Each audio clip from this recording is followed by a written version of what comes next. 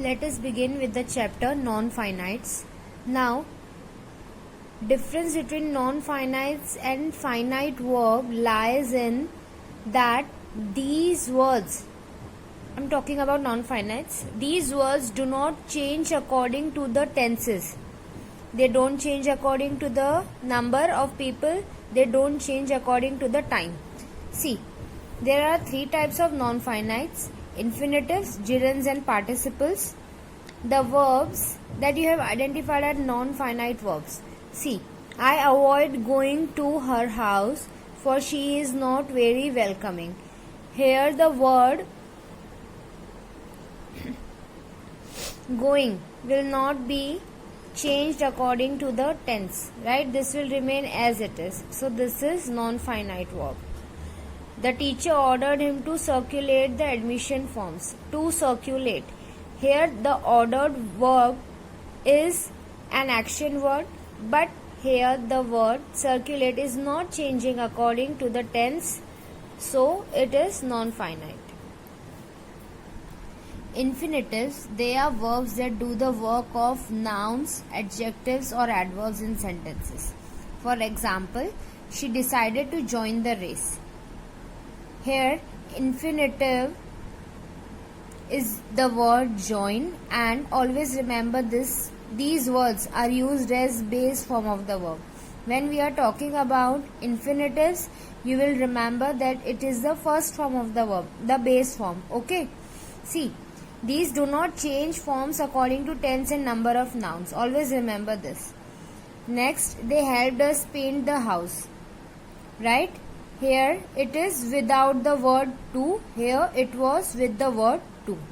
Now participles can be present participles or the past participles. See, these are the verbs that also act as adjectives and usually have the ing, ed, t or en forms. Okay.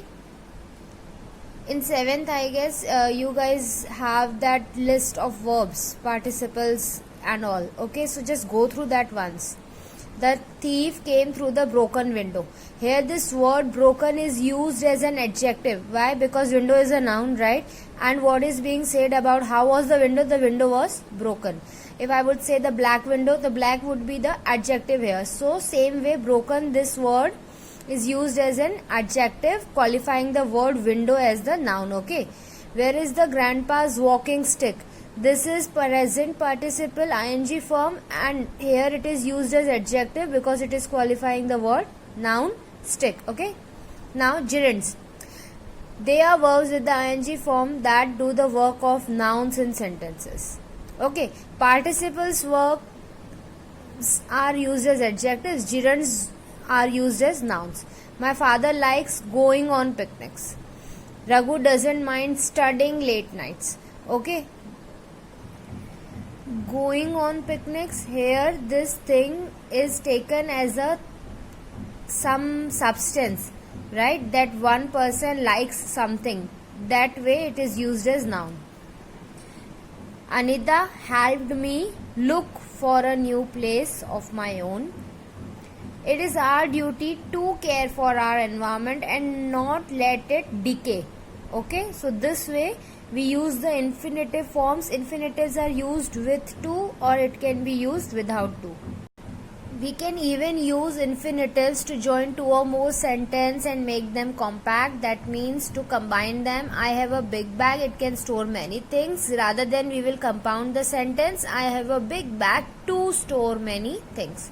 They visited us last week. They wanted to congratulate me. They visited us last week to congratulate me. This is quite easy. You can do it easily.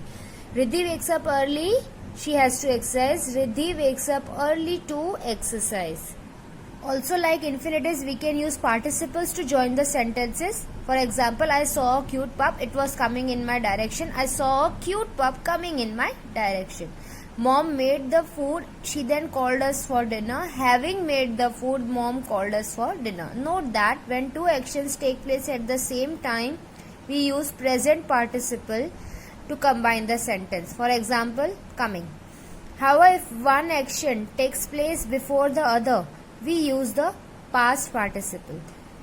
See, if one action is taking place before the other. She made the food and then she called us. Okay, so you can use the past participle. This is a very clear distinction so as to know when to use present participle and when to use past participle. Okay.